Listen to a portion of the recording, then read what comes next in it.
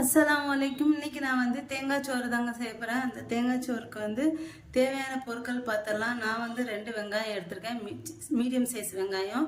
அதை வந்து இந்த நீளமாக கட் பண்ணி மெலிசாக கட் பண்ணி வச்சுருக்கேன்.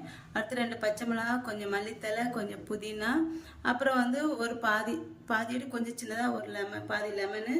அடுத்து தேங்காய் பால் 1 கப்பு. இதுக்கும் 1 கப்பு வந்து அரிசி போடுறேன். நான் வந்து இது வந்து தேங்காய் பால் 1 கப்பு, 3/4 கப்பு தண்ணி நான் வந்து ஊற்றிக்கிறேன். அடுத்து 2 தக்காளி வந்து எடுத்துருக்கேன். தக்காளி வந்து சின்னதாக கட் பண்ணிக்கணும். அடுத்து வந்து ஒரு 3 ஸ்பூன் இஞ்சி பூண்டு பேஸ்ட்டு. இந்த இஞ்சி பூண்டு பேஸ்ட்டில் வந்து ஒரு 1/2 ஸ்பூன் பட்டை லவங்கத்தூள் வந்து பவுட்ரு. நான் இஞ்சி பூண்டு பேஸ்ட்லேயே சேர்த்துருக்கேன். இதை வந்து பவுட்ரு பண்ணி வச்சுருக்கேன். அதில் வந்து நான் வந்து ஒரு 1/2 ஸ்பூன் சேர்த்துக்கிறேன். அடுத்து அரிசி. அரிசி வந்து அந்த கப்புக்கு வந்து 1 கப்பு எடுத்திருக்கேன். அந்த கப்பு வந்து ஒரு 1/2 கிலோ இருக்கும். 1/2 கிலோ அரிசிக்கு நான் வந்து இந்த அரிசி வந்து ஒரு 1/2 மணி நேரம் நான் வந்து ஊற வச்சிடுறேன். இப்போ இது எல்லாத்தையும் எப்படி செய்யுதுன்னு பார்த்துடலாம். இப்போ நான் ஒரு பேன் வச்சுருக்கேன். இதில் வந்து ஒரு ஸ்பூன் நெய் ஊற்றிக்கிறேன். அடுத்து கொஞ்சமாக எண்ணெய் ஊற்றிக்கிறேன்.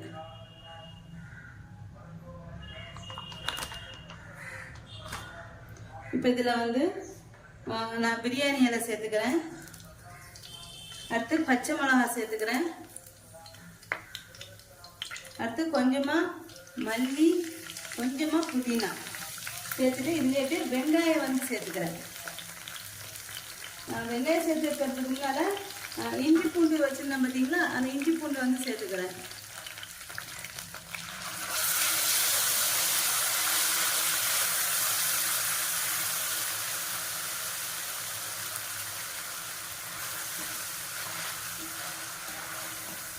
இது இஞ்சி பூண்டு வந்து நல்லா பச்சை வாசனை போனதுக்கப்புறம் இதில் வெங்காயம் சேர்த்துக்கிறேன்.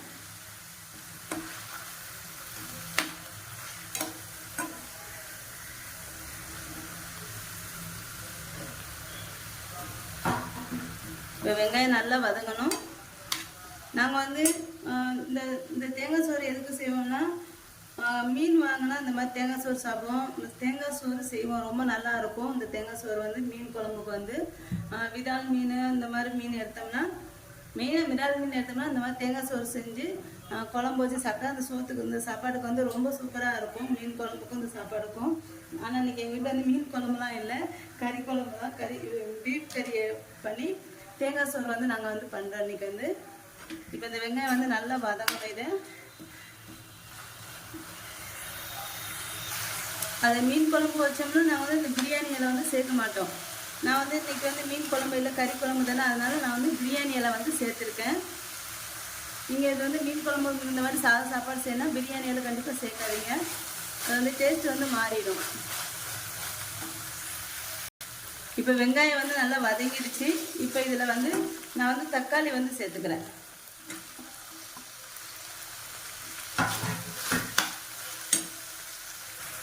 இப்போ தேவையான அளவு உப்பு சேர்த்துக்கிறேன். அடுத்து மல்லி புதினா வந்து சேர்த்துறேன். நான் வந்து ஃபஸ்ட்டு வந்து கொஞ்சம் தான் மல்லி புதினா வந்து சேர்த்துருந்தேன். இப்போ மீதி இருக்கிறத போட்டாதான்.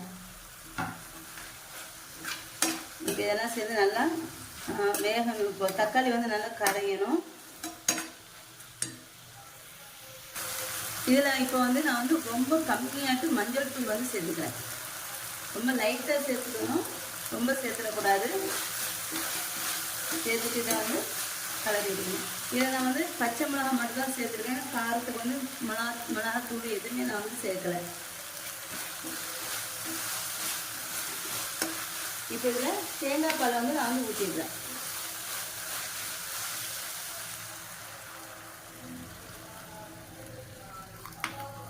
அடுத்து 1 கப்பு தண்ணி ஊற்றிக்கிறேன்.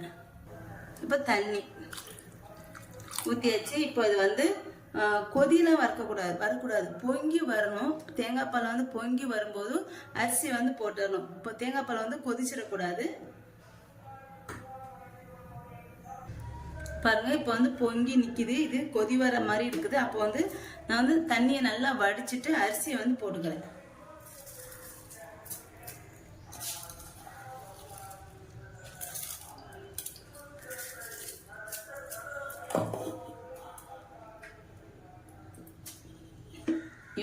லைட்டாக கிளறி விட்டுட்டு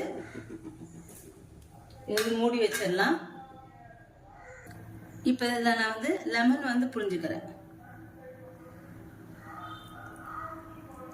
லெமன் வந்து பாதியில் பாதி எடுத்துக்கோங்க, ரொம்ப எடுக்காதீங்க. அப்புறம் ஏன்னா தக்காளி வேற போட்டிருக்கோம்ல புளிக்கும், அதனால நான் வந்து பாதியில் பாதி தான் எடுத்துருக்கேன். ஏன்னா அரிசி வந்து ரொம்ப கம்மி, அதனால இது வந்து இடையில கிளறி விட்டுட்டு, ரொம்ப கிளறக்கூடாது, லைட்டாக கிளறிட்டு இப்போ இதை வந்து மூடி வச்சிடலாம்.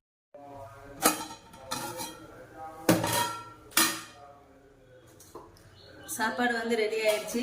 தண்ணியெல்லாம் நல்லா வத்துனதுக்கப்புறம் நான் வந்து தம்லெல்லாம் போடலை, ஃபுல்லாக தீ வந்து ஃபுல்லாக கம்மி வச்சுட்டு ஒரு 10 நிமிஷம் வந்து 10-15 நிமிஷம் வந்து நான் வந்து போட்டுறேன். இங்கே பாருங்க சாப்பாடு எப்படி இருக்குன்ட்டு ஒன்று ஒன்றா இருக்குது. சாப்பாடு வந்து ரெடி ஆயிடுச்சு. தேங்காய் சோறு வந்து ரெடி ஆயிடுச்சு. என்னோட இந்த வீடியோ உங்களுக்கு பிடிச்சிருந்தா கண்டிப்பாக லைக் அண்ட் கமெண்ட் ஷேர் பண்ணுங்கள். என்னோட சேனலை மறக்காமல் சப்ஸ்கிரைப் பண்ணிக்கோங்க.